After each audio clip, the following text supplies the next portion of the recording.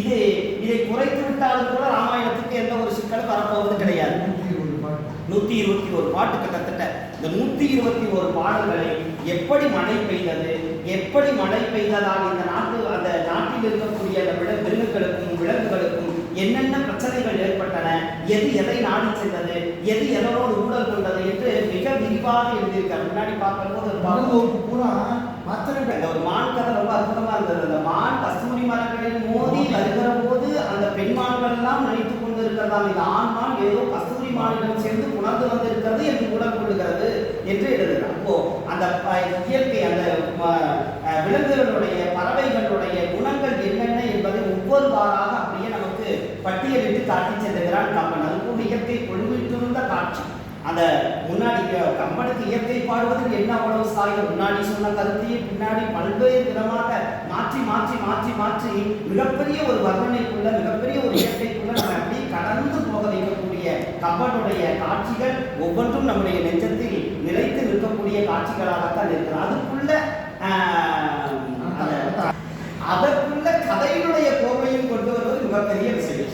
அந்த மழை எப்படி இருந்துச்சுன்னு சொல்லுகிறவர் வரப்போது அந்த மின்னல் வெட்டுகிறது, கருமேகம் சூழ்கிறது. இது எப்படி இருக்கிறது என்று கேட்டால் அரக்கன் ராவணனுடைய பற்கள் எப்படி இருப்பதோ அதை போல மின்னல் வெட்டுகிறது. அரக்கன் ராவணனுடைய முகம் எப்படி இருக்கிறதோ அது போல கருத்த மேகமாக இருக்கிறது. இந்த கருத்த மேகமும் அந்த மின்னலும் என்னை தாக்குகிறது.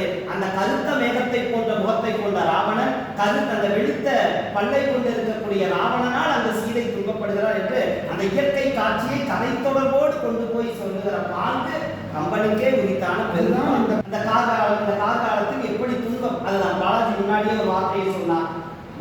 வள்ளுவன் சொல்லுகிற ஒரு குரல் அல்ல, மையத்துள் வாழ்வாங்கு வாழ்பவன் வாழ்வுறையில் தெய்வத்துள் வைக்கப்படும்.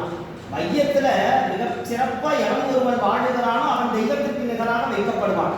நமக்கு தெரியும், கண்டவர் விண்டிலர் விண்டவர் கண்டிலர், பார்த்தவன் சொன்னதில்லை சொன்னவன் பார்த்ததில்லை. அப்புறம் எப்படி சார் தேவலோகத்தில் போய் நம்ம வாழ முடியும்னு கேட்டா அதுக்கு சாட்சி தான் நடையில் நின்று நாயகன் ராமன்.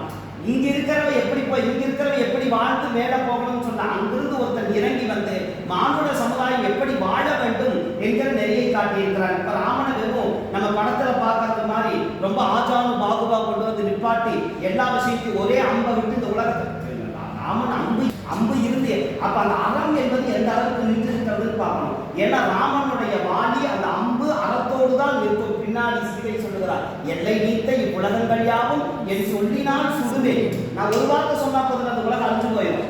தூயவன் வில்லின் ஆற்றலுக்கு மாசு என்று. அப்ப தூயவன் வில்லின் ஆற்றல். ஏன் அவன் ராமன் ஒரு அம்பு போட முடியாதா? போட முடியாது. ஏன்? அறத்தின் வழி நிற்க வேண்டும். அப்ப ராமனுடைய வாடி அறத்தின் வழி நிற்கும் என்பது சீதைக்கு அங்கு தெரிந்திருக்கிறது. அதனால் ராமனுடைய வாடி அறத்தின் வழி நின்று அரக்கர்களை கொன்று என்னை வந்து மீட்டு செல்வான் என்கிற ஏக்கம் என்கிற அந்த உணர்வு அந்த துடிப்பு சீதைக்கு இருந்ததையும் நாம் பார்க்க முடியாது. அந்த இயற்கையோடு கொண்டு போய் அந்த கதை தொடர்பையும் சேர்த்து உண்மைக்கு 121 பாடல்களை படிக்கிற போது அதுவும் இப்போ புதிர்காலமாக தான் இருந்தது. இந்த புதிர்காலத்தோடு இந்த புதிர்காலம் எனக்கு சிந்தை மலை எந்த அளவுக்கு தமிழினுடைய இலக்கணத்தை கம்பன் கையாண்டு இருக்கிறான் என்பதையும் பார்க்கணும். குறிஞ்சி இடம் மலையும் மலை சார்ந்த இடம். அதுக்கு பருவம் எதுன்னு கேட்டால் குறிஞ்சி கூதிர் யாமம் என்பன புலவர்கிறார்.